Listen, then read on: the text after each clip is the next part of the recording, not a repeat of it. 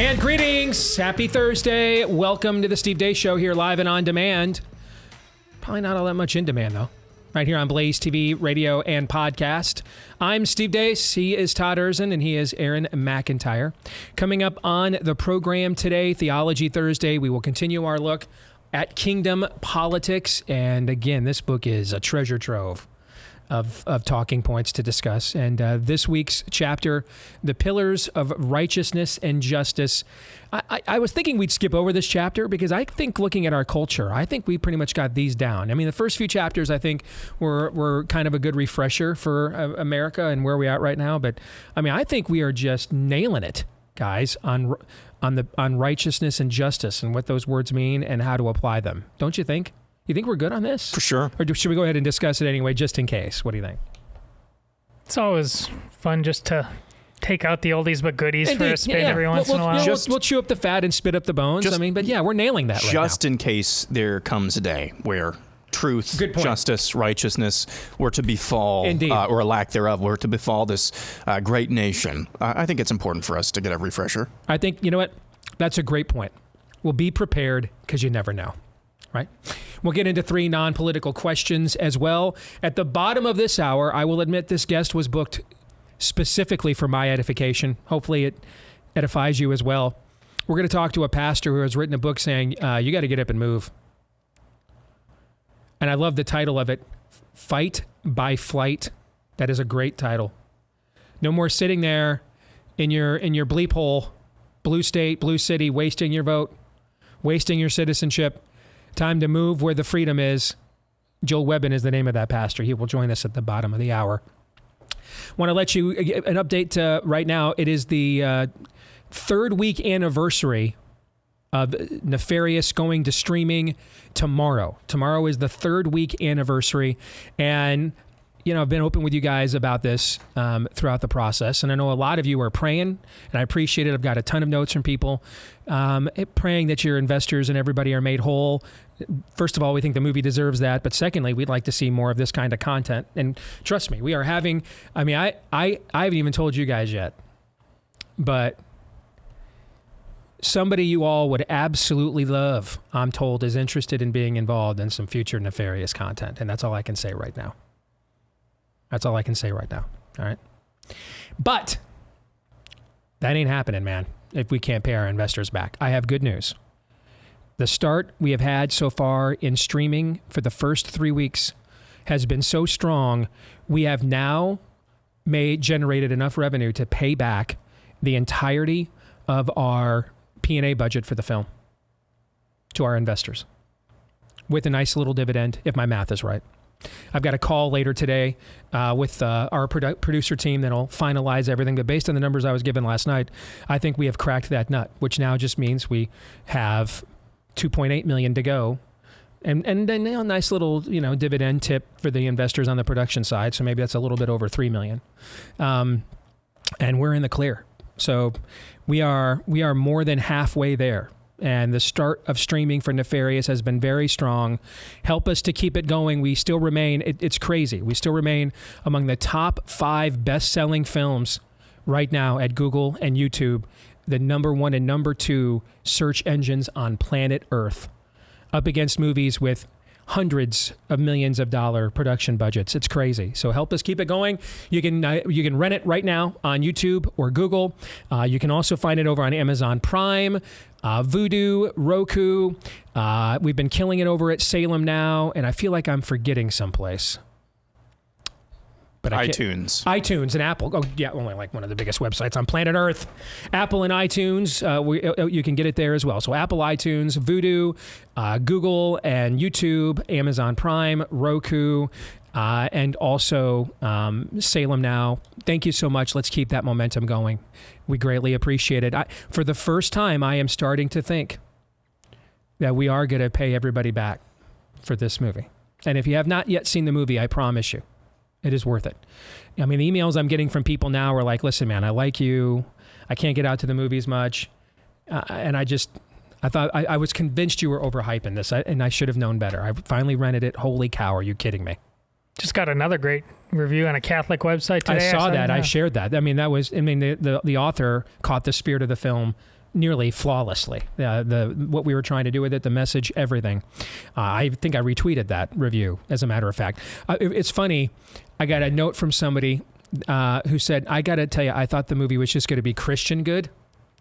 And it made me laugh because growing up as a Detroit Lions fan, we used to have this saying, is a player good or is he Lions good? All right, meaning Barry Sanders is just good. Or is he just, we think he's good because he's the best player that is on our, fairly mediocre team. So is it good or Lions good?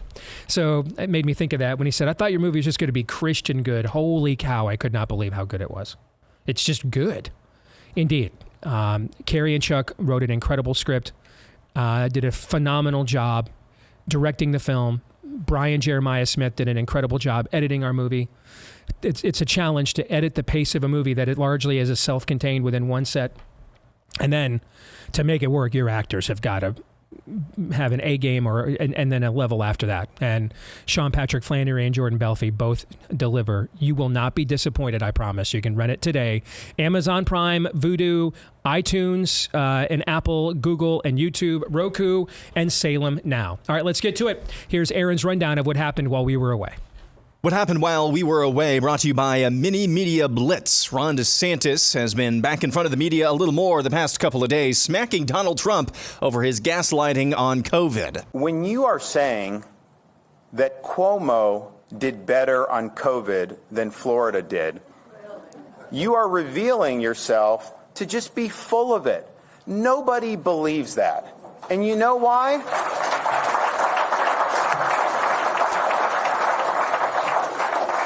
And you know why I know that? Because I remember in 2020 and 2021 when he was praising Florida for being open, saying we did it much better than New York and Michigan, and everyone was coming to Florida, and that we were one of the great governors in the United States. And he used to say that all the time. Now, all of a sudden, his tune is changing. And I would just tell people, do you find it credible? Do you honestly find it credible? Would you have rather been in New York during COVID under Cuomo regime, or would you rather have been in the free state of Florida? In some respects, I think it shows that, if you have to make that argument, then you probably don't have very good arguments. On Fox News, DeSantis hit back at California Governor Gavin Newsom's obsession with him. Well, I'd say two things. One, we're number one in new business formations, even though we're only 60% of the size of California. We have more business formations here. We have way less tax, way less debt. We have one of the lowest tax and debt burdens in the entire country. We have led amongst all big states since COVID in economic growth. Our unemployment rate's 2.6%. California's is over 4%. And here's the proof in the pudding, Kaylee. For decades in this country, people have beaten a path to California. It's a beautiful state, great topography, all kinds of diversity in terms of the different communities you can live in. And yet, they never lost population until their current governor took office. Now they're hemorrhaging wealth. Now they're hemorrhaging population because you see things like what I saw the other day in San Francisco. I saw people defecating on the sidewalk. I saw people in an open-air drug market using fentanyl. I saw them using crack cocaine. And I had, quite frankly, I'm walking the streets. I had some of the left-wing San Francisco people, say some nasty things to me. But you know what I had, Kaylee? I had the police officers come over and shake my hand and thank me for what we're doing in Florida, because they wish that they had a commitment to law and order in the state of California and in San Francisco. So we can cite all the statistics. People vote with their feet. And if someone picks up and moves 2,500 miles across the country from California to Florida, that's a major statement. Meanwhile, old interviews of Donald Trump have surfaced where he praised men pretending to be women. I talk about transgender, everyone goes crazy. Who would have thought 5 years ago you didn't know what the hell it was? Donald Trump made a controversial decision to allow a transgendered woman born as a man to compete in the Miss Universe beauty pageant. He decided to lift a ban on a transgender woman from entering his Miss Universe competition. I said, let her run.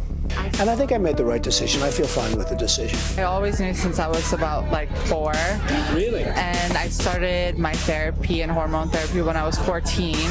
Must have been terribly painful. Surgery is pretty intense. it was obvious to us that she was entitled to compete. Would you feel it would be fair that a transgender woman wins the Miss USA title over a natural-born woman? There's so many surgeries, and I do accept that. She gave a great answer, and she really did a great job. In the future, can transgender women compete in Miss Universe? Yes. And where was Donald Trump a decade ago? He was on the complete opposite side of this issue. Speaking of which, Kelly Robinson, the president of the Human Rights Campaign, that's one of the OG Rainbow Jihad groups, told Senator Ted Cruz yesterday she has no idea what the differences between men and women are. Ms. Robinson, do you agree with Ms. Gaines that there's a difference between women and men? If the question is about trans women... I'm just asking, is there a difference between women and men?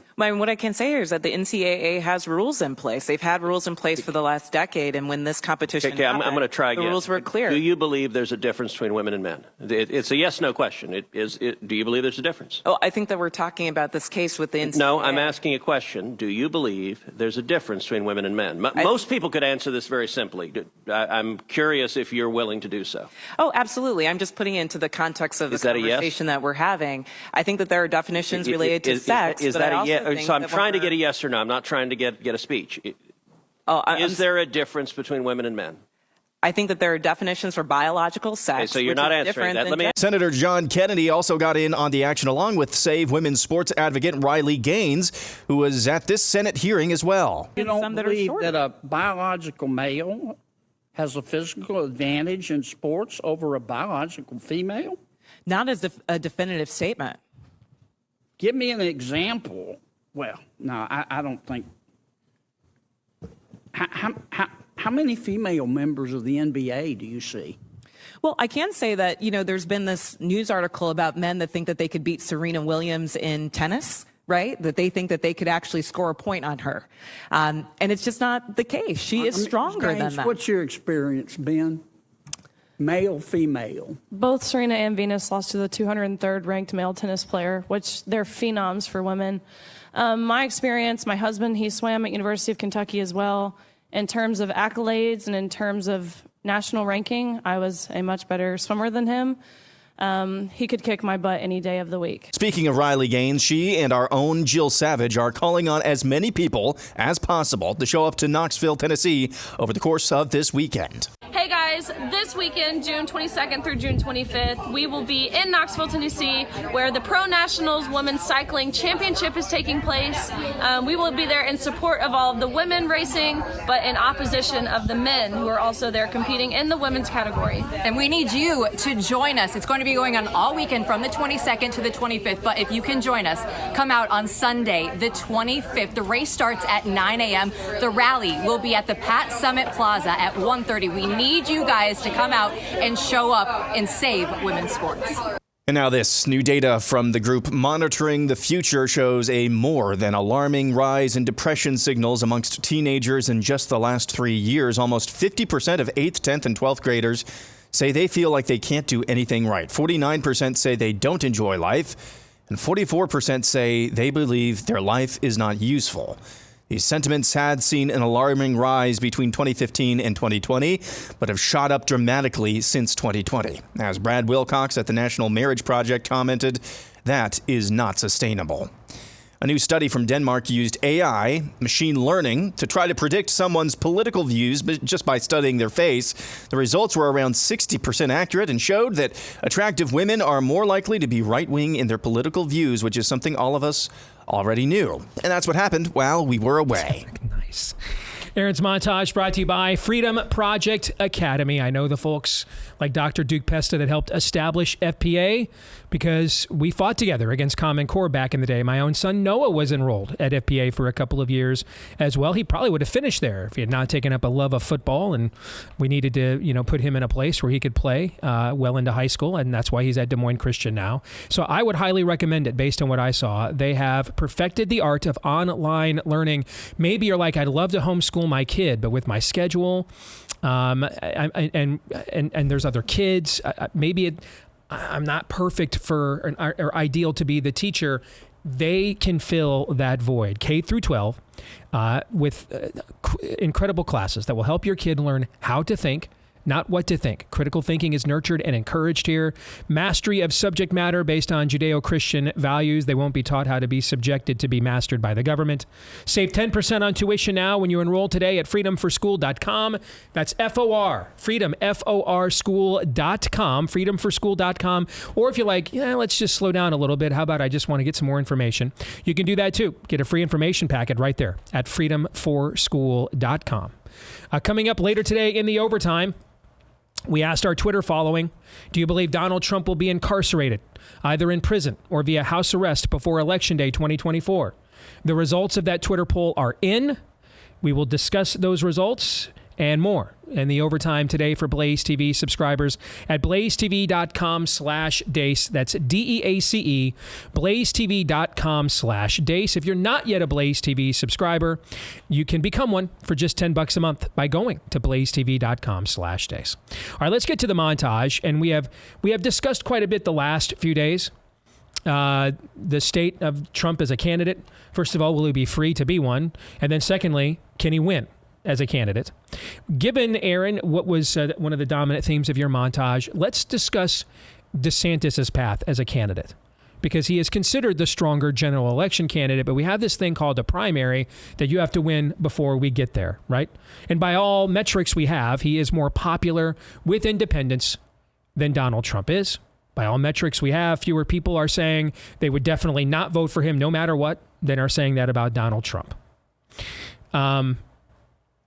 And the idea that, well, you know, they haven't started, his name idea is actually much higher than people thought. He's actually a very well-known figure. That being said, however, he is the clear underdog right now in the primary. The betting markets have him at 25% to be the Republican or the Republican nominee for president.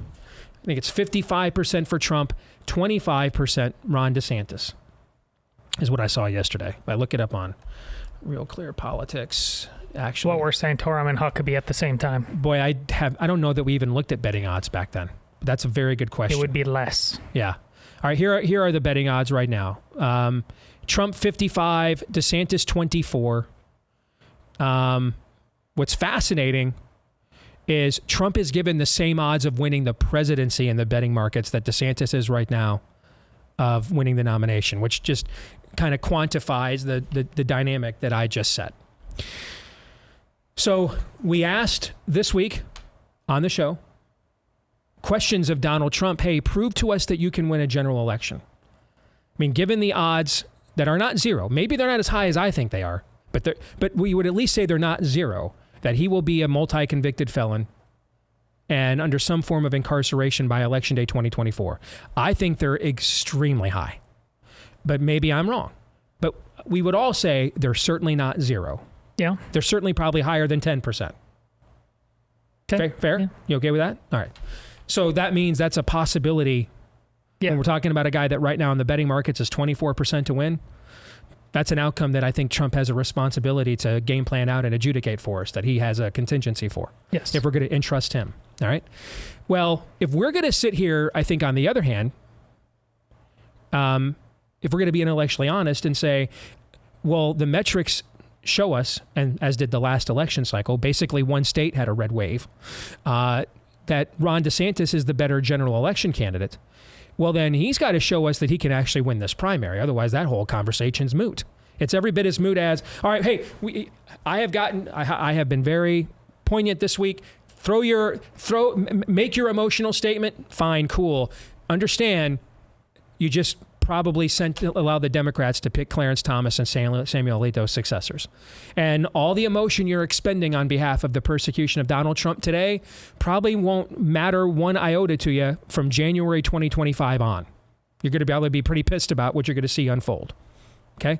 Well, the same thing kind of applies here to DeSantis, does it not? Make all the case that you want that this is the stronger general election candidate. If dude can't win the primary, what does any of that matter? Right? Doesn't matter. Right. That becomes a moot point too, right? So as I was watching your montage, there are fixed points for me that I've shared with you openly that are sort of to use a word we're going to use a lot next hour, pillars of my rubric of analysis of this race. Just to reiterate, I don't think anybody 80 years old should ever be president. And these aren't in like order of priority, just the order that I'm thinking. They're glommed in their own group. I think the country desperately needs to move on generationally. And I think that Donald Trump is darn near insalvageable with independents and very hard to win a general election as a Republican if you can't win them. I went back and looked at the exit polling going back for as far back as I could find it, 1976. I didn't find a single year that more Republicans turned out in a presidential election than Democrats by party ID. Not a single one. Which meant that every time I found a couple years where there was a tie. 2004, I think, was the last time there was a tie. But in every election I could find other than 2004, more registered Democrats turned out. Which means a Republican's going to have to win independents. Going to have to. That's your coalition. And Trump and people associated with him have lost them now 3 consecutive elections. So those are all things that factor into my rubric. Here's another one. I think much of what we have said about this primary will be either confirmed irrevocably or rendered null and void on the night of August 24th. They've moved it now. It's August 24th is going to be the first debate. They originally said the 23rd. The first debate now is August 24th in Milwaukee, hosted by Fox News. And forgive me, I'm a child of the 80s, man, so this is the gospel of Ric Flair. Woo! If you're going to beat the man, you got to walk that aisle, right? Going to beat the man, or be the man, you got to beat the man, right? Going to be the man, you got to beat the man. And one of the issues, I had a conversation with my book publisher, the president of my book publisher yesterday about something. And out of the blue, he mentions this to me. He says, hey, you know what? And he goes back, his company has 2 offices. Post Hill Press has offices in New York and Nashville. He kind of goes back and forth, but mostly he's in New York. He runs one of the more, proliferate disseminators of conservative content at Post Hill Press. And before that, he ran a conservative line at a major, I think it was Simon & Schuster, one of the biggest publishers in the world. So it's not like he's, not informed in the conservative media sphere. His clients include people like Steve Deace, Dan Bongino. It's not like he doesn't know what's going on, okay? Kayleigh McEnany. And he says to me during our conversation, kind of a non sequitur yesterday, he's like, hey, my wife was telling me that DeSantis signed some legislation in Florida that made it like extremely affordable for baby and family goods. Like you can't tax any of that. That's incredible. Why didn't I hear more about this? How come I'm just hearing about it from my wife? I told him why, and I'll tell you what I told him. There has been a de facto shadow ban in much of conservative media on Ron DeSantis since about the week after he announced his candidacy. There's a couple of reasons why. One is organic, because of all the legal issues and problems that they are presenting to Donald Trump. It can't help but, to some degree, take all the oxygen out of the room. But there's another problem. And I would say that's the majority of it. I'd say, but I don't think it's like 90-10. I'd say it's more like 60-40. I think it's a majority of why that has happened to DeSantis. Like if DeSantis had signed that kind of legislation a year ago in a Florida legislative session, that would have been like the lead story everywhere in conservative media, right? And conservative media would have gone down like all the other Republican governors and said, that's a great example. You should be following that, right? Mm-hmm. It barely registered. Why? Because of the other 40%. Fear of alienating our bases, fear of ratios. I don't know anybody in this business. I don't. That privately has told me, including names you would know, that they really believe Donald Trump can win a general election. In fact, everybody I know has told me they don't. I talked to one person, a definite name you would know, who told me, I'm already telling people. I'm already telling donors. Do whatever you can to get to 51 senators. No chance he can win a general. So long term, much of my industry, I think, understands this is a point of diminishing returns. This is a loss leader. The problem is, Ron DeSantis, or nobody else for that matter, has demonstrated enough of a public profile to justify cutting bait, and people don't want to look like they are abandoning Trump and lose their audience. Now, I don't care. I came from a mailroom. I'm not a millionaire, so I don't care. If anything, I have to stop myself from purposefully losing my audience, because the idea of getting run out by the people I'm trying to help for trying to help them and telling them the truth just completely fits the narrative of my entire biblical worldview, because there's only, 70 examples of that, Genesis through Revelation, that I have to be talked out of doing that recklessly just to create a self-fulfilling prophecy. That's my temptation.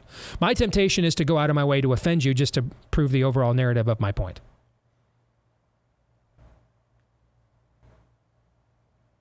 And I think that's why that debate matters greatly.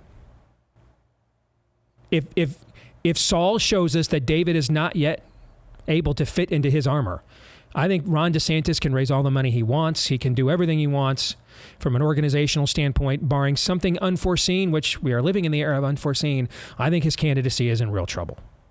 On the other hand, I watched Newt Gingrich, who was completely washed up and over as a candidate, until one debate on a Saturday night in South Carolina, and in 72 hours ended up nearly sweeping that entire state in that primary. And that was 10 years ago, when viral moments were kind of new, not as plentiful as they are today. If David walks that aisle with his 5 smooth stones and says, I'm ready. Saul doesn't have the balls to go down to the Valley of Elah. He just sits out here and talks.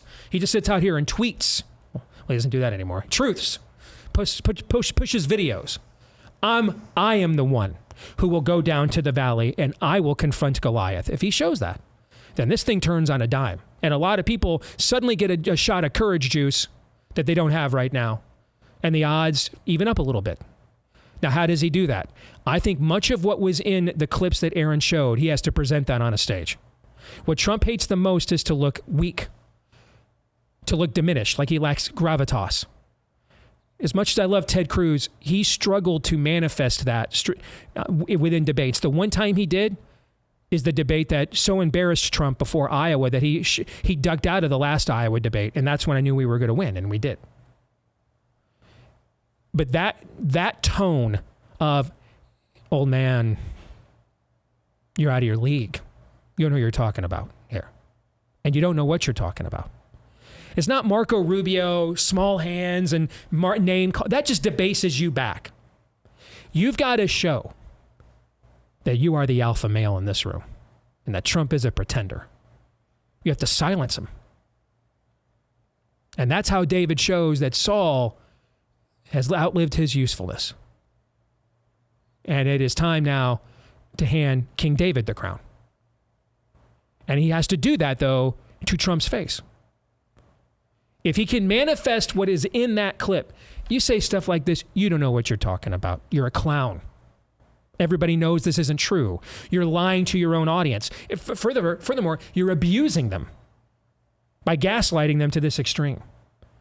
If you can pull that off to Trump's face, well, now, that's called a pin. But you've got to do it to his face.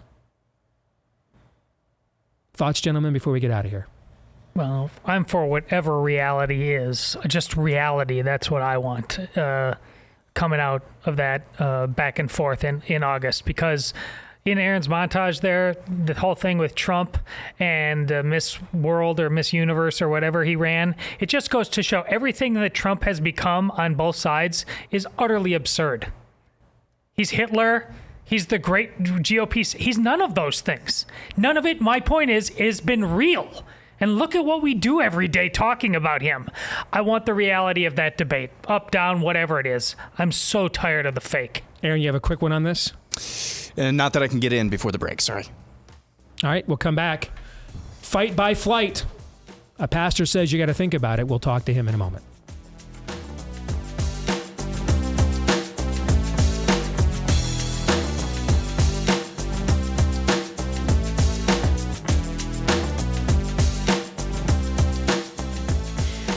right, back here on the Steve Deace Show. Don't forget about our friends over at Jace Medical. They're the ones that brought us the Jace case of venerable antibiotics, medications that you never know might be the next ones that after decades of accolades, they suddenly tell us right when we need them the most. Well, those are dangerous and can possibly be used. In fact, if anything, they should be banned. They also now want to make sure the medications you are using right now don't suffer the same fate. You can back them all up via Jace Medical for a 12-month backup supply of your own medications just in case of, we'll call it emergency. Yeah, we'll go with that term. This includes a wide range of things from heart health, diabetes, blood pressure, mental health even, and more. If you want to take advantage of this to have peace of mind and knowing you are prepared for the next time they try to let's go brand in your way of life, use the promo code DACE at jacemedical.com. J-A-S-E. J-A-S-E for jacemedical.com. Promo code DACE at jacemedical.com. Name of the book, Fight by Flight. Why Leaving Godless Places is Loving Godless Places. I love it already. The author, and he's a pastor, Joel Webben, joins us here on the show. Joel, it is good to have you with us, brother. How are you? I'm doing well. Thanks for having me on, Steve. So, Joel, last week, just for fun, because I'm that kind of guy, and this is what I do for fun, Joel, which means I'm not very fun. But I went and looked at just 8 random states that Republicans haven't won in a presidential election in nearly a biblical generation, 40 years, 39 to be precise, 1984. And in these 8 states, 17.01 million people combined in these states, I would argue, completely wasted their vote, just tossed their franchise into the trash by voting for Donald Trump. I mean, it was a vote that had no power, no potency. The 3 decisive states in the 2020 election were determined by around 45,000 votes, Joel. Yeah. That's it. If 10%, okay, dude, I can't leave my job. I'm feeding multiple families. Cool. My mom is sick. I got to take care of her. Cool. All right. I'm a missionary.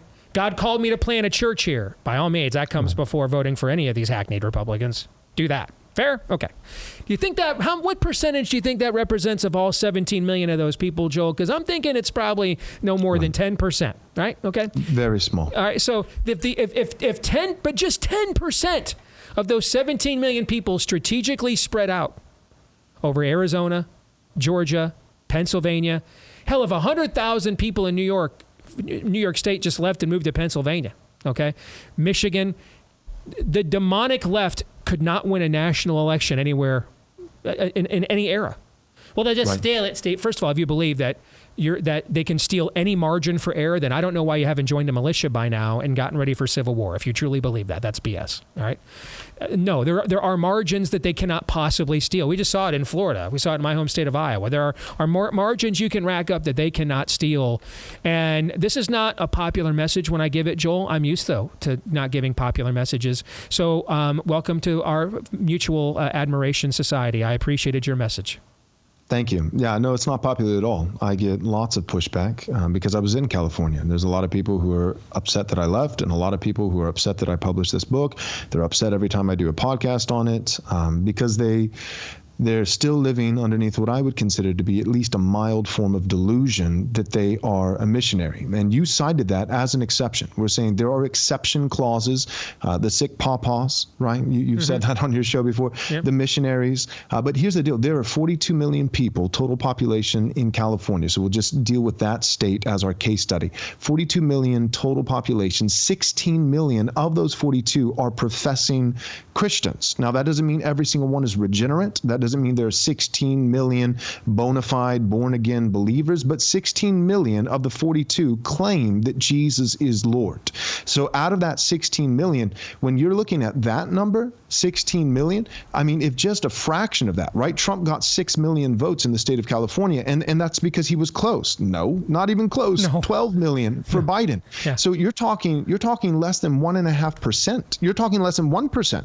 If they moved of the 6 million votes, probably probably many of those being professing Christians, of the 16 million professing Christians, if they moved respectively to the 3 states that you've mentioned, these 6 million Trump voters before the election, less than 1%, then you're talking 13 service members still alive in Afghanistan. You're talking vaccine mandates and all these. I mean, the world would be different. We always say, love your neighbor, love your neighbor.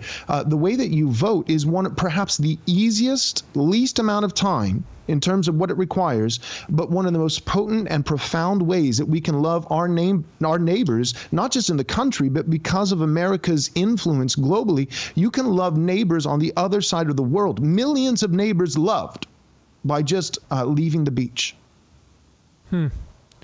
The irony of this, of course, I had someone come at me last week when I put out these numbers. I just don't get the motivation of moving in order to try to generate more freedom. And my response back was, "You ever heard of this holiday called Thanksgiving?" I mean, forgive me. I mean, I know we've turned the term Puritan into a slur, okay? Because, I mean, we hate our heritage and legacy so much as a people that we have now decided to turn our own true founding fathers, the Puritans, into a slur. And even within the church, they're a slur. Okay, yet because the people that all had 15 kids, Joel, were very prudish. All the people that had 15 kids apiece, just extremely prudish. Nevertheless, I don't know how that scientifically works. I don't either. They were all immaculate conceptions. I mean, it was amazing. But anyway, these are people that left their home country, and understand they weren't up against the Moors. All right, the Muslim conquistas had not entered through London, hadn't come across the Thames. All right. They were fleeing people that looked like them, spoke like them, worshipped like them. They had to flee them. They had to go. Right. They had to jump for 3 months on a rickety boat to come and risk life and limb in an unexplored land. And we are a country founded by people who literally moved here for more freedom. And I have people saying to me, I don't understand the motivation of moving for more freedom. Then stop celebrating Thanksgiving, I guess. That's literally the founding of the country, Joel. Right. No, the problem is this. Theologically, we have no category for fleeing except for surrender. So a lot of Christians, they don't know how to process the decision of leaving the battle, so to speak, without viewing that as you're throwing in the towel, you're quitting. They see it as compromise. And that's the whole premise of the book, why I named it Fight by Flight. What I want to break down is the false dichotomy that it's either fight or flight, that there's only those two options. If you're fleeing, you're not fighting. Well, I disagree. I think that one of the ways that you beat the enemy is that you stop funding them. And this is real hard for Christians to do. I'll admit it'll hurt, but take a real clear look in the mirror, right? So just look at a calendar year. How many people did you lead to Christ in that year? How much did you tithe to the local church? What did your local church do with that tithe? How much of a spine does your local pastor have, right? What are they actually doing as a church community? So what kind of spiritual fighting are you putting forward? Now, let's go ahead and let's look at that same calendar year. What did you pay in state taxes? And what percentage of those state taxes go to fund Planned Parenthood? What's it cost Planned Parenthood to chop up one baby, right? How many babies, their murders did you fund? The reality is that's hard. That's a hard conversation to have. But the reality is this: there are some people who really do meet the Bible's criteria of missionary status. 16 million professing Christians, they don't. But some do. They meet and they are punching above their weight. They're fighting. Yeah, they have no choice. If they're going to be present in a state like California, they're going to fund. But they've been shrewd with the funding, and they are punching well above their weight with the fighting. And so it makes sense for them to be there. But the average professing Christian in a liberal, blue, progressive state, my assertion is that they are actually funding more than they're fighting. And so they're leaving. If they were to flee, that fleeing would not be cowardice. It would not be surrender. It would not be compromise. They actually would be fighting by their fleeing, because ultimately, here's the deal. A guy like Governor Newsom, he's not going to stop until he actually has to eat a spoonful of his own medicine, until he actually is forced to lie in the bed that he's been making. And one of the things that's going to force these progressive rulers, demigods, to actually experience the consequences of their own godless ideology is if the salt of the earth stops propping them up. right? So I kind of, real quick, I picture it like if you're in Siberia, Russia, right? Like a war, kind of thinking like a general. If you're at war and your enemy is in Siberia, Russia, and you're fighting them in the tundra, I mean, it's ice cold, there's no vegetation, there's no resources, and you're out there fighting them. And let's say there's 10,000 Russians that you're trying to take down, and you've got all these storehouses, right? You've got all your resources, all these food items and clothing and warmth. And the Russians, every couple weeks, every fortnight, they're taking down one of your storehouses and raiding all of your resources. And then in the same time period of once every 2 weeks, you're taking out with your snipers maybe 10, maybe 12, maybe 15 of the actual enemy. Well, at that point, you got to stop and think for a second. What if we just pulled out and just let the Siberian tundra take out the enemy for us? What if we just let the Russians defeat themselves? What if we just let it implode? And I think that, man, if it's, so there's the not just how you vote, but the where you vote factor. So not just how you can change federal politics, that's a love towards neighbors all over the world, but also in terms of that individual state having a wake-up call. Man, if you stop funding, and I just think most of us, we don't want to admit it. It's hard to admit, but the average Christian is doing, by their mere presence, they're doing more funding than fighting. That's the premise. Final thing before we let you go, because that was extremely well said. Let me just ask point blank. How much of this is just our own idolatry? We're just comfortable where we live. How much of it is that? I think convenience is huge. If Western civilization was saved by a strategic retreat on the beaches of France called Dunkirk. Western civilization came to North America because pilgrims fled England and brought it here. Jesus said, when you see the abomination of desolation, don't just stand there and watch the rot. Flee. And so when the early Christians saw the desecration of the temple, that's exactly what they did. They were taught the words of Christ when he said, when you see that abomination, when you see Titus and Hadrian do what they did in history, run, and they did. So there's actually a pretty great lineage in Western heritage of strategic fleeing. So how much of this is really just I'm just comfortable? I think it's just easier to watch Fox News all day and vote Republican repeatedly to save America. For sure. So I think it's convenience. I think a lot of people care more about the weather than they care about eternal things. So there's the convenience, there's the own personal, pleasures and comforts. That's a factor, no doubt. But honestly, and I'll be careful with this because he just passed away, and I believe that he's a Christian. I believe he's in the presence of the Lord right now as we speak. And he did a lot of good early in his ministry. I didn't like some of the later fruit. But I'm talking about Pastor Tim Keller. And he's not the only one, but I think he was the tip of the spear. Over the last 20 years, it has become incredibly popular within the evangelical realm, this idea of of the city and for the city, right? You can't be in and for the country, but you can be in and for the city. You can also be in and for the world, right? So you can be a tribalist, you can be a globalist, you just can't be a nationalist, right? Christian nationalism, that's a bad thing. So in and for the city. And I think that at the end of the day, I think there's the comfort factor, the convenience factor, but I also really think this missionary mindset is a major factor that at the end of the day, a lot of people feel like ministry doesn't count. It's not valuable. It's not potent unless it's in Manhattan, unless it's in LA, unless it's, and at the end of the day, flyover country, rural, faithful, rural ministry. I think there's a lot of Christians that if they're honest, they think that the person who lives in Kansas is just not valuable.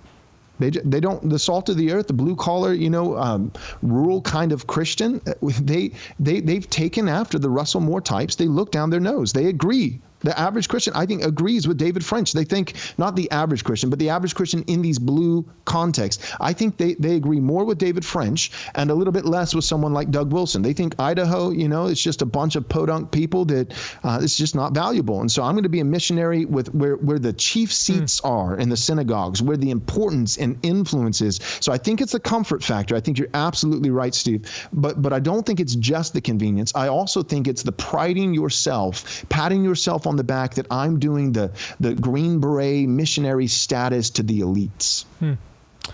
Fight by Flight, Why Leaving Godless Places is Loving Godless Places, from Pastor Joel Webben. Good to have you on the show, Joel. You've been kind to have me on yours in the past as well, brother. God bless you. I appreciate you broaching this topic, and I hope you end up being hated everybody as much as I am when I talk about it. Thank you. Absolutely. Thanks, Steve. Thank you. All right, Aaron, I want to go back to you in the conversation we were having last hour. So you've got a little bit more time now. Oh, sure. Yeah. I'd say a couple of things about that conversation. You can do that too. The floor is yours. I think what he said at the very end there, I know people personally, or have known people personally, pastors even. It's not that they don't think, I mean, there is this notion that, the average churchgoer in Kansas or flyover country isn't valuable. There's actually a little bit of contempt there as well. Mm-hmm. There's a little bit of contempt. That's a major problem. A major, major problem. And I've seen that with my own eyes and ears. Is rural ministry, especially in the older generations, can that be a challenge? Yeah, I've seen that as well. But they're every bit as much made in the image of God as the Manhattan socialite. And so to look down upon those areas, that is, you're doing yourself, you're doing your nation, and you're doing the kingdom of God a great disservice. What do you think? I just can't remember the last time I came into an interview having no idea about somebody and being absolutely certain I need to know who somebody is going forth, because that, every word was solid food. For him to make sure that you understood both legs of that stool there at the end and linking it to David French, obviously that's my jab. Absolutely. There's just a snobbery that goes involved with a lot of modern Christianity. But on the comfort factor, as you said, Steve, I pointed as soon as you brought that up. Listen, there is, in these places, we know what's going on there.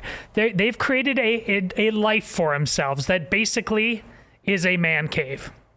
In its totality, and they have their stuff and they have their things and they do their things, and for they're comfortable and people are mostly left alone. Mm-hmm. But that's if they're Christian, if they're not Christians, I understand why they think that way. But if they are, that's not a Christian way of looking at the world. Again, which Joel so obviously points out, that's not a standard. That's not acceptable. I had not considered, because this is a generational thing. Aaron's got a younger generation. I grew up reading hipster Christianity books by people like Tim Keller and Donald Miller, and I could absolutely therefore see, that's where I want a church that MSNBC anchors feel like they can come to, which was the case with Tim Keller's church, for example. I can see that generationally. I think in our generation, a lot of it is I'm raising my kids here, and I'm just this is where my life is, and I think I'm just comfortable. Yeah. I think that's what it largely is when we talk to Gen Xers. I think that's what it is, We'll come back. Theology Thursday. We'll talk God's or kingdom politics. Returning God to Government by Dr. Tony Evans. When we do, stay tuned.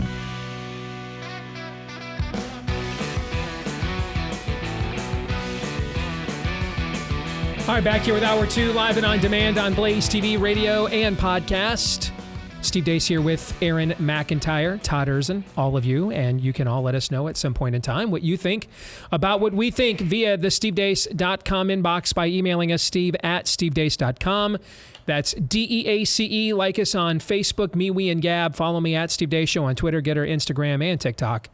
You can also find me on Truth Social at Real Steve Deace there. Don't forget to find us as well by hitting us up for a 5-star review and subscribe or follow, if you like us, on the podcast platform of your choice. Thank you to all of you that have done those things for us already. I am told they were helpful in terms of making the proper offering to the algorithmic gods. I have no idea why, because I'm going to be 50 in a month, so I have no idea. I mean, generationally, I have no idea why it helps. I'm just assured by people who are responsible for compensating me that it does. So I'm going to trust them because they've got the money. All right. So you can assure that I will get some more of their money by hitting us up with a 5-star review and subscribe, or if you listen via iTunes with a follow. Thank you again to all of you that have done that. And thank you to all of you that have donated to Preborn since we started partnering with them here on the show and on the Blaze. Our goal this year is to work with this outstanding pro-life ministry to save 70,000 babies in 2023. They understand, all right, that it takes truth and grace, that confrontation needs to happen for persuasion to happen. And so moms who are thinking of killing their babies, they are confronted gently but it is a confrontation nevertheless. They are confronted with the reality of the heartbeat of that separate being that they are carrying. And what they have found over the years is about 80% of the time, a mom will have her conscience convicted and won't go through with that child's murder, which is great. But they also understand a preborn, that's not the end of the story. That is still a mom in crisis now. And now that will be a baby, a born baby into crisis too. And so they are there with comprehensively counseling, postnatal care, formula, car seats, cribs, all of it free of charge because of tax-deductible gifts from people like us. And if you would like to make one of those gifts, just dial pound 250. Say the keyword baby on your mobile phone. That's pound 250 with the keyword baby on your mobile phone, or go to preborn.com/Steve. Again, preborn.com/Steve. Once again, preborn.com/Steve. The book asks this question: will we be one nation under God or a divided nation apart from God? The name of the book is Kingdom Politics, Returning God to Government by Dr. Tony Evans. We have been doing a series chapter by chapter here on Theology Thursday for the last few weeks, looking at this book. And this week we're on chapter 4, The Pillars of Righteousness and Justice. And this week I'm going to go first, if you guys don't mind. Okay. I want to begin with what Dr. Evans says here. When a nation on any level bucks right and wrong behaviors, as God calls them to be, it gets swept off the pavement of history. When a nation rebels against the laws of God, it receives for itself and its inhabitants the just results of its choices and actions. Let me repeat that. When a nation rebels against the laws of God, it receives for itself and its inhabitants the just results of its choices and actions. I've mentioned this before. I used to think when we got to be heavily debauched and immoral, that would provoke the wrath of God. Then I studied Romans. And Romans 1 says, no, that is the wrath of God. It says the wrath of God is revealed to mankind. And how is it revealed? Though they knew the truth, they denied it. They rejected it. They worshiped created things rather than the Creator, who should be worshipped forevermore. Amen. They exchanged the truth for a lie, and thus were given over to their own depraved minds to do what must not be done, exchanging natural affections. That's the judgment.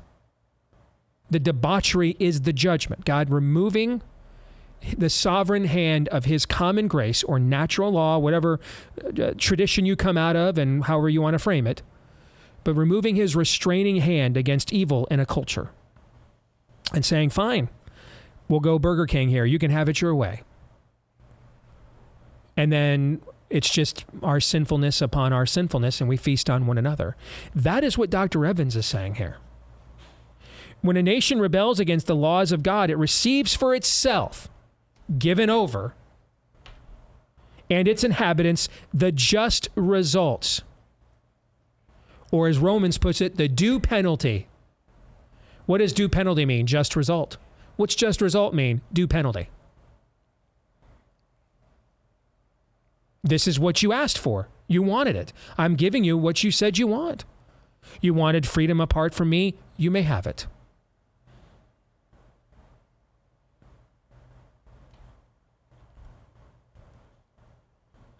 God is near to the nation who follows his rule, but he is far from the nation that does not.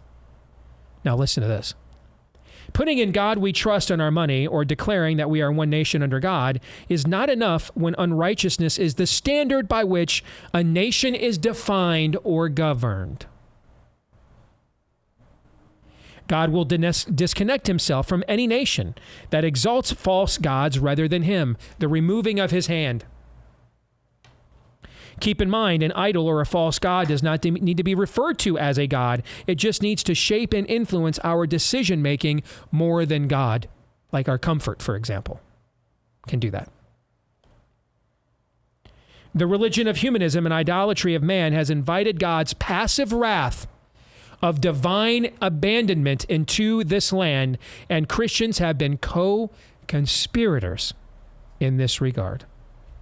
What Dr. Evans just did for you is quantify hermeneutically into our current cultural metric what Paul wrote in Romans 1. If Paul was writing this if the letter was Americans 1, it would be basically what Dr. Evans just wrote. Right here. Let me give you an example that just happened in my inbox a moment ago.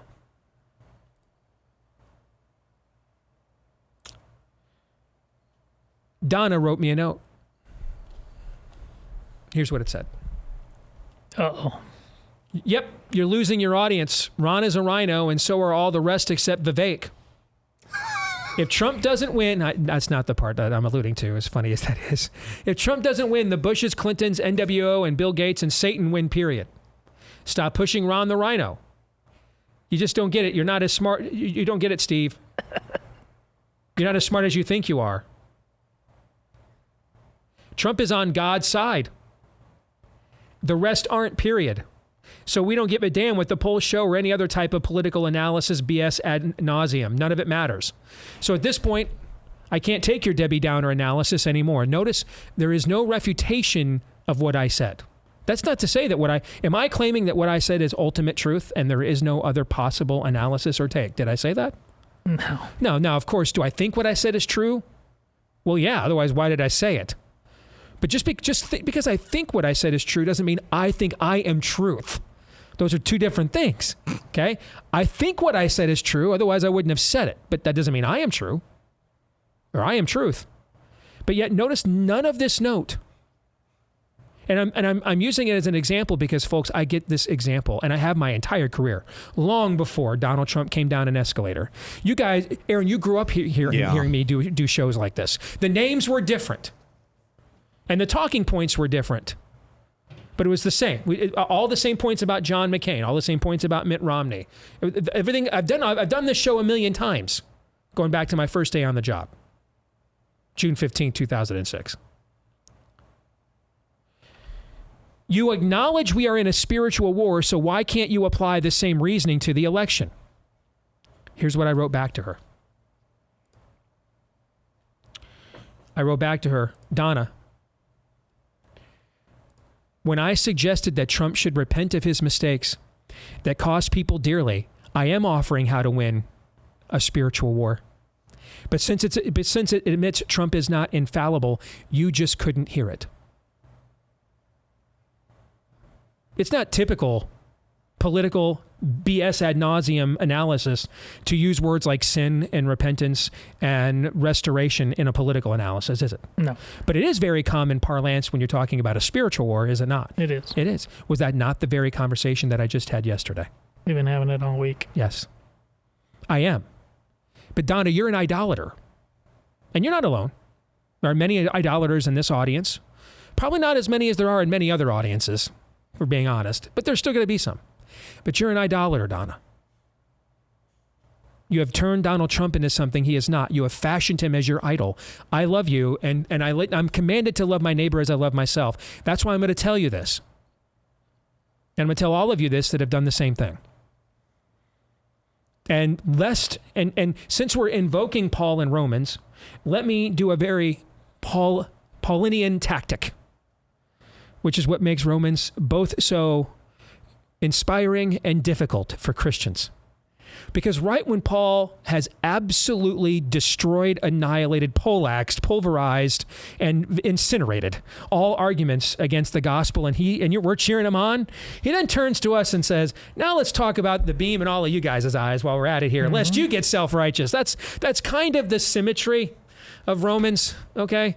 Is no one gets out alive. No one gets out alive.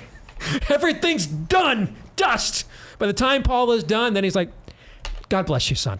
All right? I mean, by the time Romans is completed, all family business has been settled. It is the theological equivalent of the baptism scene at the end of The Godfather 2. The difference, though, is the Corleones also are dealt with. All right? Everyone's dealt with. Everyone's confronted. Everyone is smited by the time it is done. Only God is great, and the rest of us are like, I need to recognize God is great before it's too late. All right. And so let me now point to the DeSantis stands in the audience, snickering as I point out that Donna is an idolater. You are one decision away from joining Donna.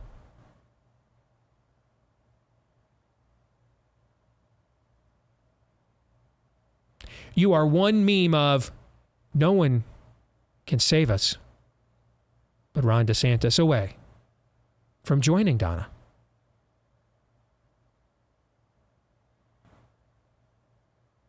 Because our hearts, every last one of us, whether we're talking to Donna or Steve or Todd or Aaron, the intern Victoria sitting over there, any of you within the sound of my voice, our hearts are little idol-making factories. And man, that assembly line wants to start up constantly. Constantly. This is why Paul says, I die monthly. Every month, I do a self-awareness check. Is that what Paul wrote? No? Daily. I die semi-annually. I die when my accountability guys I finally pick up the phone when they call me. That's when I die. No? No. What does he say? Daily. Why does Paul have to die daily? Because of what I just said. Our hearts, man. That switch, and it'll turn itself on if we're not careful, man. And before you know it, you're not even realizing you're an idolater. You're like, I didn't turn it on. How'd we get here? Because Paul has an answer for that too. And guess where that's at? In Romans as well, Romans 70. Good that I want to do, I don't. The evil I don't want to do, I do. What a wretch am I, who will save me from this? Without dying daily, without recognizing the lordship of Christ daily, you will become an idolater. Did I say you can become one? No, what did I say? Will. You will. You will become one. No alternative. You'll become one. You cannot do this on your own. None of us can. So if you're a DeSantis stan and you're snickering right now, understand you are one killer meme away from joining Donna, just with a cult with different colors. We are now looking, we don't need any more battles between Faramir and Boromir. And let's throw Denethor in there for a threesome. 3 self-righteous, highly deceived people who think that they will somehow avoid the pitfalls of hero worship and adulation that everyone before them who took it upon themselves to put that ring on their finger befell to. You're looking for Aragorns who recognize, don't bring that in. I'm from the same line. Notice Aragorn's not comfortable becoming and accepting the role of king until what? The ring is thrown into the pit, into the fire. You're looking for Aragorns and Frodos. People who will either throw the ring into the fire or recognize they aren't fit to wear that ring. Everything else is idolatry. Donna is an idolater. She is not alone. The more that we desert God, the more we put our trust in human beings. We will all worship something. It's unavoidable. Unavoidable. We have lost collectively our faith in God.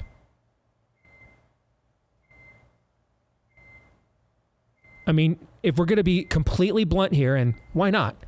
Donna just said our only hope against Satan is someone who has lied to multiple wives, lied to multiple creditors, puts out ads daily lying to his own base about the record of one of his primary opponents. And how many times have you been jabbed, Donna, and how's that going for you? Yeah, now, he also is the most pro-life president we had. How many lives probably were saved because he kept us out of unjust wars? It's a very complicated formula analyzing the morality of Donald Trump. Do you know why? Because it is a complicated formula analyzing the morality of every single one of us. We're sinners. There is only one only hope. His name is not Donald Trump, Ron DeSantis, Steve Deace, Vivek Ramaswamy. Okay? There's only hope. The rest of us need him to offer you any hope. Without him, we have no hope for you. And to place your hope in us without him is when you become an idolater. That's not going to save America. Making human beings infallible. Making any human being your only one. Making any human being the only chance we have is idolatry. And I promise you God will not bless that. Never has, never will. Well, Steve, God uses terrible people all throughout the scriptures. You are conflating holiness with humility. God can only use unholy people. Why? Because there are only unholy people. But in doing so, his holiness overcomes their unholiness. God does not use people for good that are not humble. Instead, he will humble them in this life or the next. And sometimes the cost of that humility is grave to them and then the people around them and under their charge. We are up against a horde of idolaters. The ultimate idolatry is, I will be like God. I will ascend like the Most High. That is the ultimate idolatry. That is the language of the devil. Donna has correctly deduced that we are literally up against the forces of Satan. She is correct about that. But Donna's solution is to make the mistake of Eve. I will offer up my own humanistic, idolatrous interpretation of events rather than God's. And what happened when Eve did that? Did a good thing happen or a bad thing? Bad. Very bad. There are two options, Christ or chaos. There are no other options. There never were any other options. There isn't a third way. You want to know why the American Revolution succeeded and the French and many other attempts did not? Because undergirded in our revolution wasn't the Constitution. It wasn't even a gleam in the eye. It was, we have no king but Jesus. The recognition that even the powerful must bend the knee to the power of powers, to the King of Kings. If we don't bring that back, we're not bringing this country back. We are done. Gentlemen, what about this chapter would you like to discuss? Well, it turns out it was the exact same thing because, and I've mentioned this on the show, but there's the single greatest thing I've ever taken away from you in terms of a theological understanding of what really isn't a complicated truth at all, but it just exploded on me the way it was. You were doing your radio show.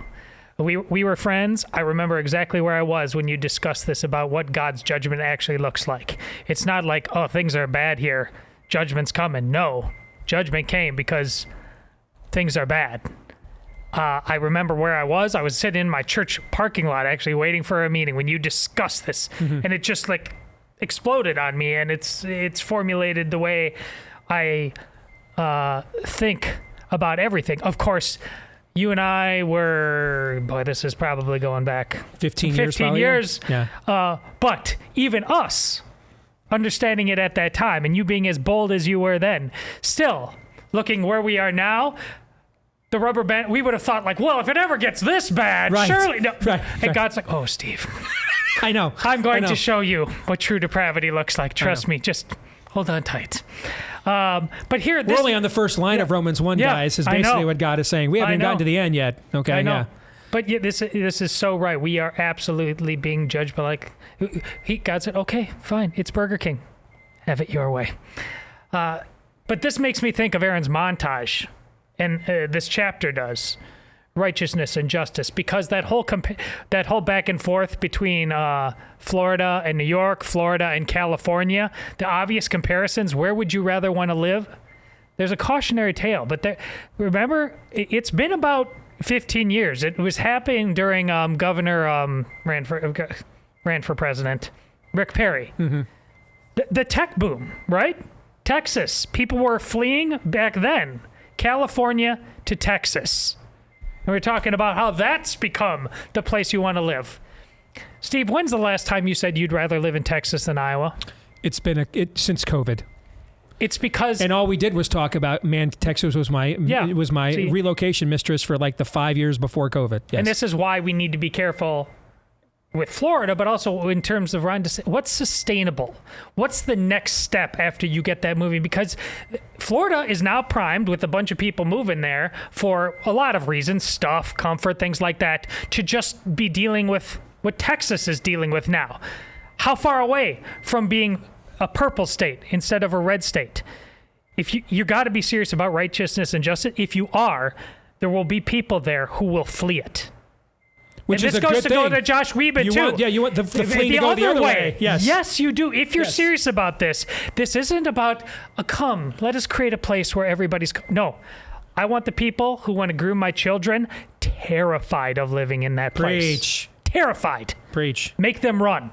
That's what righteousness and real righteousness and real justice. It's like the vampires will flee. They will see that crucifix and they will flee. Preach. Amen on that.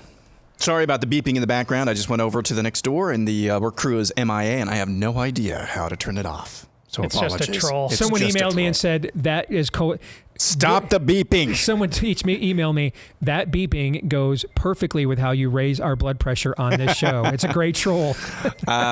So one note on Romans 1 that occurred to me. Any kind of judgment from God is perfect because God is perfect. I think Romans 1 judgment is it definitely falls into that because God is perfect, but it is perfection. Because we do it to ourselves. We inflict the judgment on ourselves. We provoke it ourselves. And we like it. And we keep polishing that precious all the way down into the pit. Mm-hmm. It's a perfect judgment because God is perfect. Along those lines, talking about laws and society and politics, there's actually a really personal application to one of the major themes of this chapter. And I just want to read what I'm basing this off of. Righteousness is the standard of right and wrong that has been established by God. It's right because he says it is right, or it is wrong because he says it is wrong. Things are not right because you think they are right, or because the culture, media, educational institutions, or Hollywood says they are right. That's merely human opinion. Righteousness is the standard of right and wrong that has been established by God. It is right because he says it is right. If you don't, in your heart, deep down in your heart, get that right. Not saying that you become righteousness or you become righteous. There's none who are righteous, actually. If you don't admit that what is right because God says it is right, or wrong because God says it is wrong, if you do not get that right in your heart, you will get everything else wrong eventually. That's a personal application because there are a lot of people who profess the name of Christ who would actually admit, yeah, it's right because God says it is right, and then turn around and say, Trump's on God's side. No, you don't get it. You don't get it. If you get that wrong, if you do not get that right, you'll get everything else wrong eventually, whether you're a believer or a non-believer. How many emails have you gotten through the years, Steve, from non-believers who listen to the show? And I know there are non-believers who listen to the show, and we appreciate you, and we're glad that you're listening. Yep. Our goal is maybe to help you become a believer. Exactly. Yeah. But wrestling with the notion of how could a God do X, Y, and Z? Or how could a loving God be X, Y, Z? Grappling with this notion, trying to fit God into our own box. You don't get... God is the most powerful, most perfect being in the entire universe. It takes a humbling of ourselves. A good analogy, I think, of this as I wrap this up. When I first started working for you and we first started doing 3 non-political questions, there would be a few times where I'd ask you about these like esoteric questions of I don't know, cosmology, I guess I should say. Like the question about light year and how can we see planets that are, light years away if the Earth is only 5,000 years old? I thought, hey, this is a good discussion. It's a curiosity. And you would frustrate me, but I now realize you're actually illustrating a bigger point. You would frustrate me by saying God's the most powerful being in the universe. He can do whatever he wants with the laws of physics. This is kind of an example, an offshoot of that. We try to talk ourselves in circles, justifying our human opinions about things. And I think we forget, at the end of the day, it's really simple. Right is right because God said it's right. Mm-hmm. Wrong is wrong because God said it was wrong. Mm-hmm. And anything that confuses that or obfuscates that will lead down the path of perdition. And look where we are now. The oldest written book, not the oldest book, but the oldest written book in the Bible, maybe it is the oldest book, I don't know, is Job. And you just summarized it. Job's friends have all these cosmological explanations for why he is undergoing this incredible trial and all of this suffering. And God shows up at the end and basically says, were you guys here when I hung the stars? Did you guys create and slay Leviathan like I did? Shut your hole and know your role. You know why it happened? Because I let it. And you know why it's good? Because I define what good is.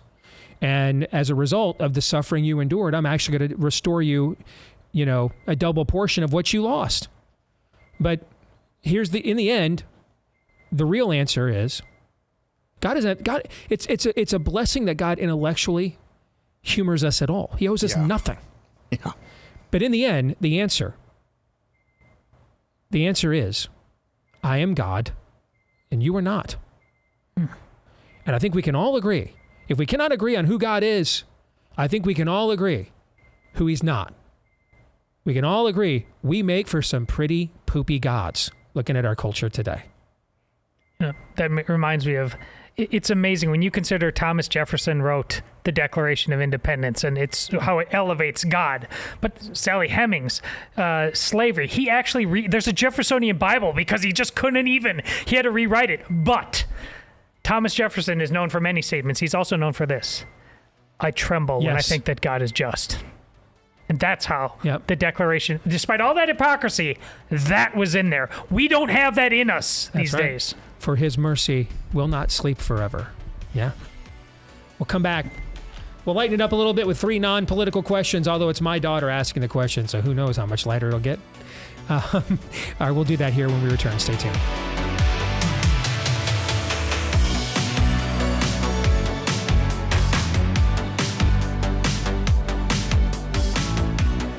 Hey, don't forget about our friends over at Constitution Wealth. They have helped our listener align over $10 million of wealth with their values so far since they came on board at the beginning of the year. Not bad, fellas. If you are tired of your portfolio being at odds with your principles, they can do something about that. Don't just invest based on what your current advisor is saying. Probably he's not a Christian, is he? Or maybe not even bothering to do the work of how to align your values with profit, how to be both profitable and prophetic. They can help you with that at Constitution Wealth right now. They want to help you build the parallel economy together, put your money to work as a weapon in America's culture war. Go to constitutionwealth.com/Steve. Book an appointment today. Get your retirement investments aligned with your values today at constitutionwealth.com/Steve. That's constitutionwealth.com/Steve. We're getting a ton of reaction to the beeping, by the way. Jackie Butler says, hopefully that is not something counting down.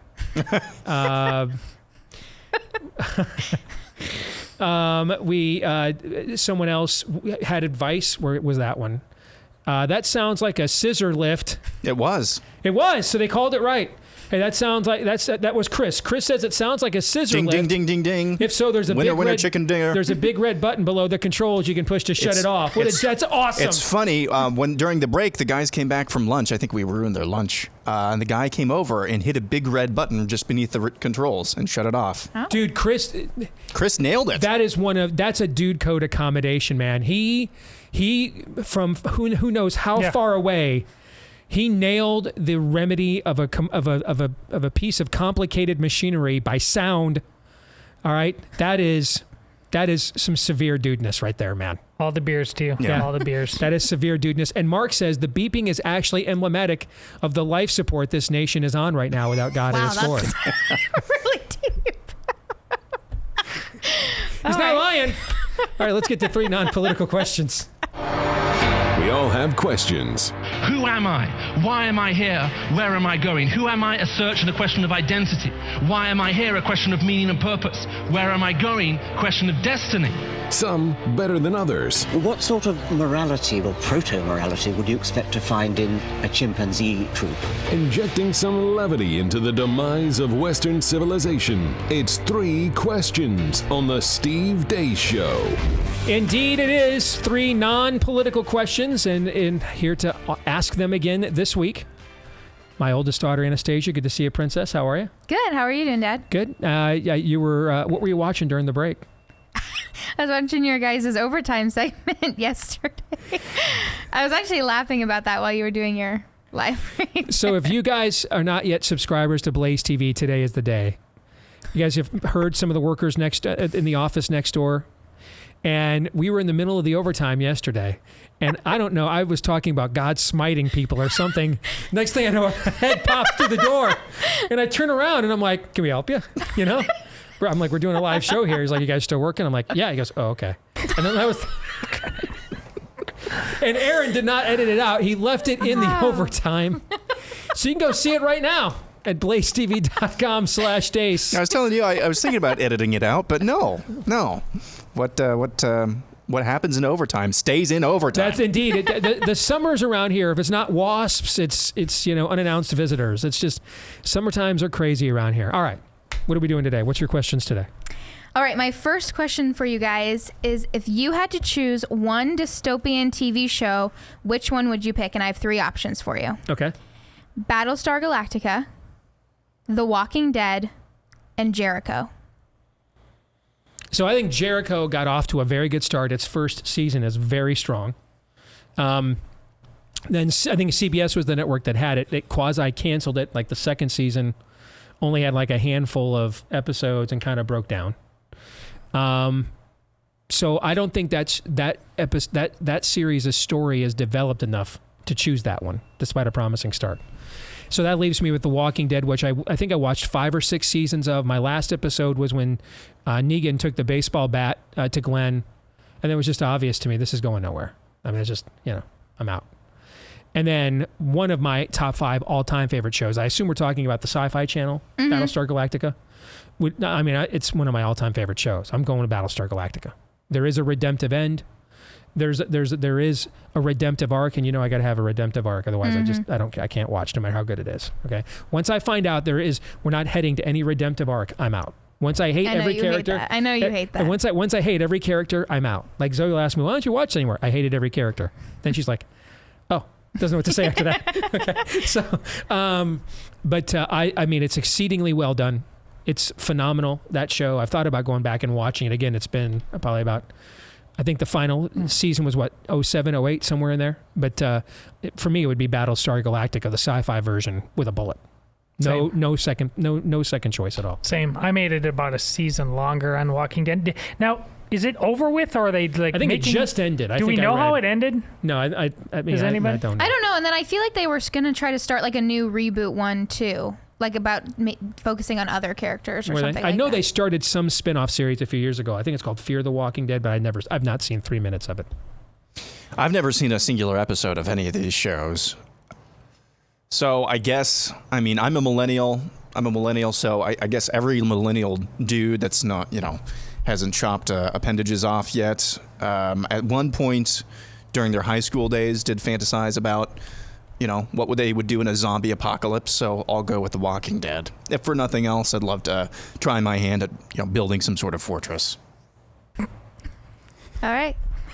Basically, Aaron chose the show that would give him an excuse to shut himself off from the rest of the world. Right? You know what? If you want that to be translated, that's essentially what he just said. I didn't even realize that's what I said, but that's exactly what I said. The millennial is the oldest person in the cast of this show, for goodness sakes. Go ahead. What is Aaron? Aaron at 60 is going to be... Dead. No. Nice. Aaron at 60 is going to go completely flip the other way. He'll be like Big Lebowski, the dude. He'll go completely the other way. At 60, he'll be like relaxed, chill. Hey, man, it's all good. That'll be Aaron at 60. All right. The opposite of Aaron at 30. Aaron at 30 is already past. He's gone from get off my lawn. He's at Gran Torino now. He's at Gran Torino now. All right. Aaron at 60 will be the dude. He'll go completely the other way. He'll be completely chill. Yeah. Okay, my second question for you guys. So you guys are always talking about the dude code on the show. Yep. So when I Googled that, I found a list of like they call it bro code. So a list of like some bro code. They called it the bromandments, like the 10 commandments, but for the bro commandments. I already don't like where this is going. I don't either, but it's a funny name. Yeah. So I picked 3 of them, and I want you guys to tell me if you agree or disagree with them. Why or why not? Okay. All right. First one, have your bros back no matter what. Oh, no Disagree. way. Totally disagree. Disagree. Yeah. That's a cult. That was the number one thing. Yeah. No matter what. Yeah, that's a cult. And sometimes your bro needs to be pimp slapped. The opposite is true. The opposite is true. Yeah, the exact opposite. Bros hold each other account. Dude, let me rephrase that. That may be the bro code, but the dude code is we hold each other accountable in all things. Even to the point of it being overly argumentative, overly tedious, overly irascible, arguing about things that don't matter just because there's a possibility that fellow dude might be wrong about a minor point, about something that doesn't matter. You argue about it and you confront him over that. You confront the dude code. You confront error in all things in another dude at all times, period. Yeah. You're off to a bad start. Yeah. That's a cult. I didn't write the bromance. The dude code's a meritocracy. That's a cult, is what that is. The second one is if your buddy assigns you as his wingman at a party, make him proud by doing your job well. No. Real men don't go to parties.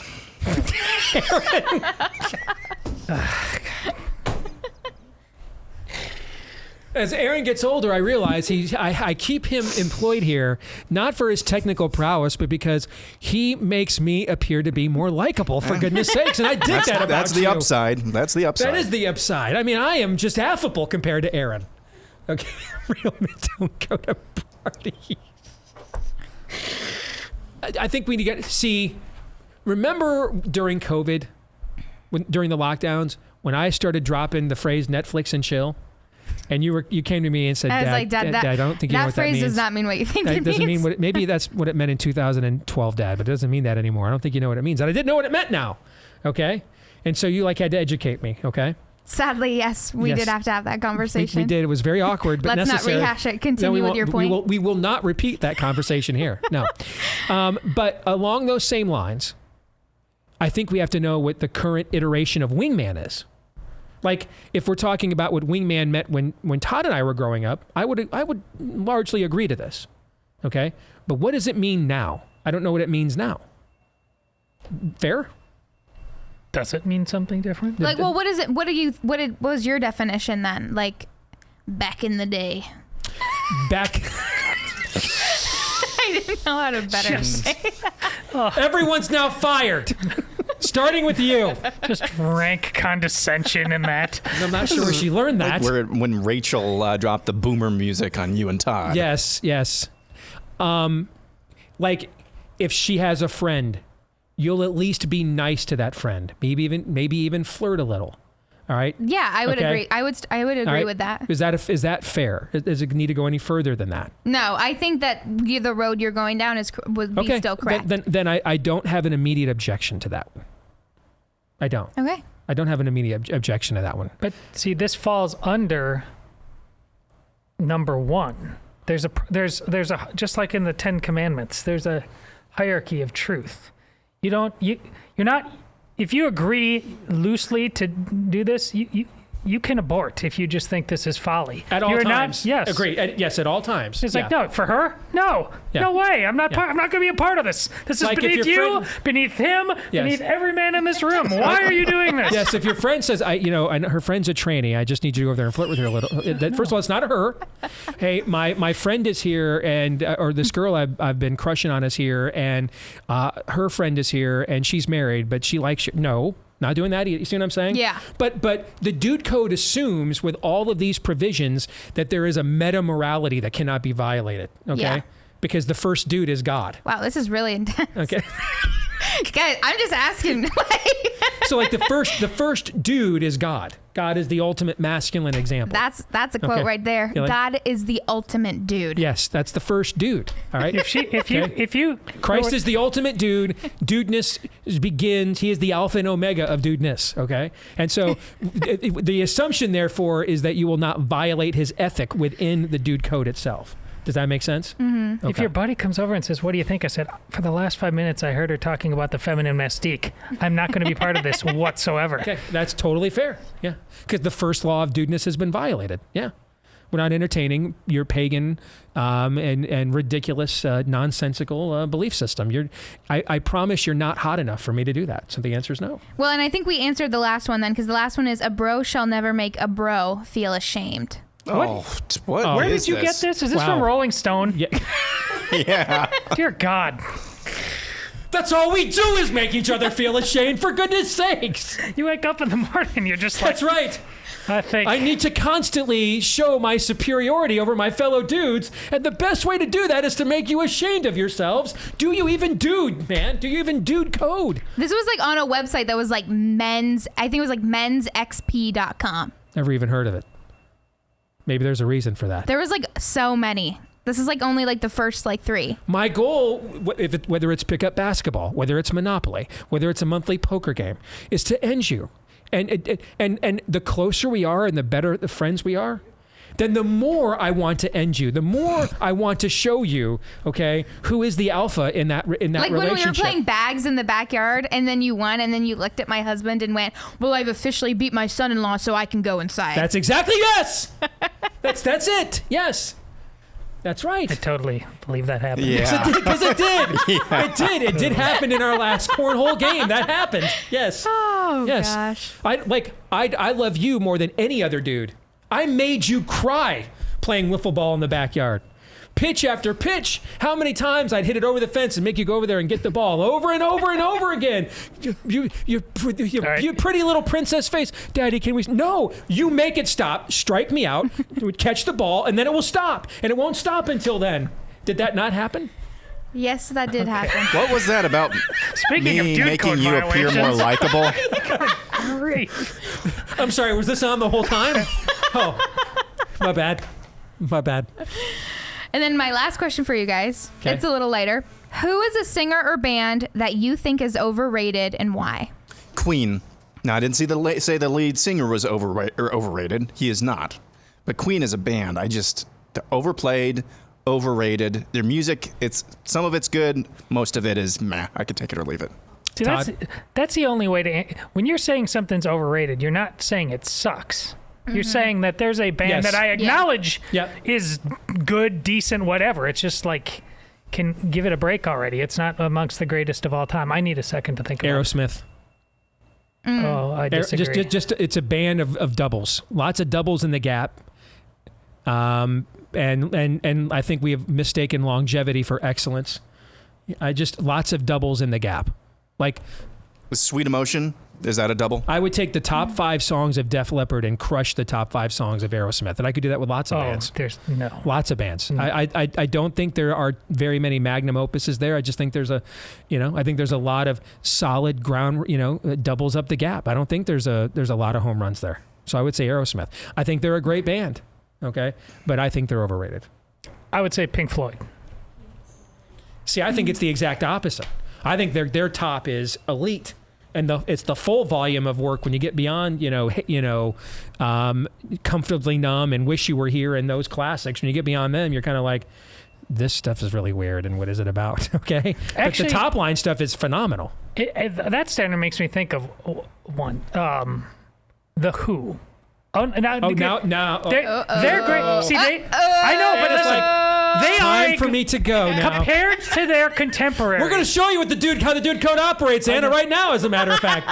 Because I did a little in the last year listening to the Who, the Beatles, Zeppelin, and the Stones, all from beginning to, and the Who is a greatest hits band. But they get weird and bad really fast compared to the other three. Now, their greatest hits is phenomenal, but there's just junk in there. I don't deny, like Boris the Spider, it's isn't a magnum opus. I agree with you on that. But their greatest, I would take their greatest hits up against the greatest hits of all the bands that you mentioned. It's great. But to me, I would, Zeppelin has 2 or 3 greatest hits albums. That the Who probably could not produce. All right, so you brought up the standard, and it was a good, interesting one. You salvaged yourself there at the end. Yeah. Thank you, Princess. Appreciate it. You. All right, we're going to stick around and do overtime for Blaze TV subscribers. For the rest of you, we will see you tomorrow right here on Blaze TV, noon to 2 Eastern, right after Glenn Beck. Until then, John 3:17.